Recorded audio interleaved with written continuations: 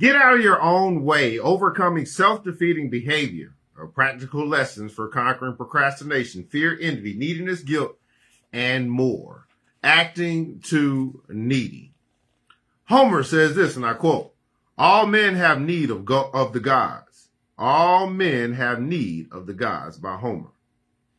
Everyone needs other people, but need becomes self-defeating when it is relentless, insatiable, and presented in such a way as to make others feel put upon. If you come across as needy, others see you as grabbing. They feel either that you are trying to get more than you are entitled to or more than you can give in return. The problem isn't asking for too much by way of tangible favors or material assistance, although that may be part of it. What upsets people is emotional neediness. John Ray says this, and I quote, "Who depends on another man's table often dines late." Who depends on another man's table often dines late. If neediness is your basic modus operandi, you look to others to validate you, reassure you, and reinforce your worth. This is more than most people are capable of giving.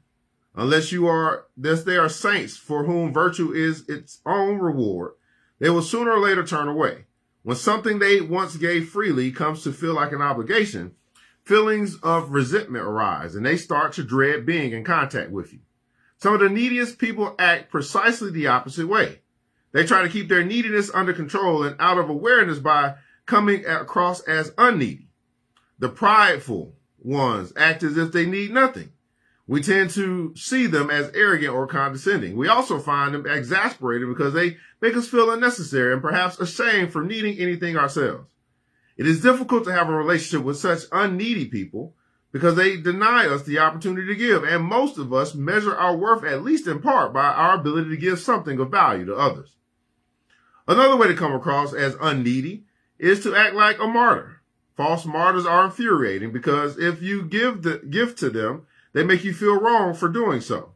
Then, just when they've convinced you that they don't need anything, they spring a major demand. If you fail to comply, they act hurt and remind you of all that they have done for you.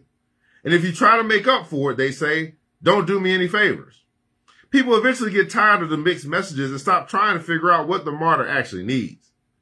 Neediness usually results when childhood insecurity turns into the adult fear of not being able to stand on one's own 2 feet. Other people come to be seen as rescuers. The challenge is to accept insecurities and fears as something everyone has to deal with and move on. In many cases, though, the problem isn't being needy, but acting needy. Some of us come across as a lot more dependent than we actually are. If you find yourself doing that, try instead to present yourself as what I call needful. Needful people demonstrate an acceptable level of need. Others help them willingly because they ask for what is reasonable, and when they get it, they show appreciation and a willingness to reciprocate. If they can't get what they need, they manage to make do and not hold it against you. The needful make requests. The needy make demands. The needful depend on others. The needy are dependent. The needful are genuinely grateful. The needy use gratitude as a way to hook others into the next round of giving. If you act needy, people will see you as a taker, and it is very hard to give to a taker. But if you act needful, people will see you as reaching out for what you deserve rather than grabbing. In all likelihood, they will give you what you need. Usable insight. Being needy begets resentment. Being unneedy begets frustration. Being needful begets help. Taking action. Point 1. Realize that if you're too demanding, people may initially give you what you want, but they'll soon start to resent you. Point 2. Realize that if you act unneedy, you make it impossible for people to give to you, and they will feel frustrated. Point 3. Learn to express clearly what you need from others and don't make it sound like a demand. Point 4. Make sure others know you are willing to reciprocate and that it's okay for them to need you. Point 5. When you get what you need, show genuine appreciation. Point 6. Be prepared to take no for an answer without getting upset or holding a grudge. Acting too needy. Get out of your own way.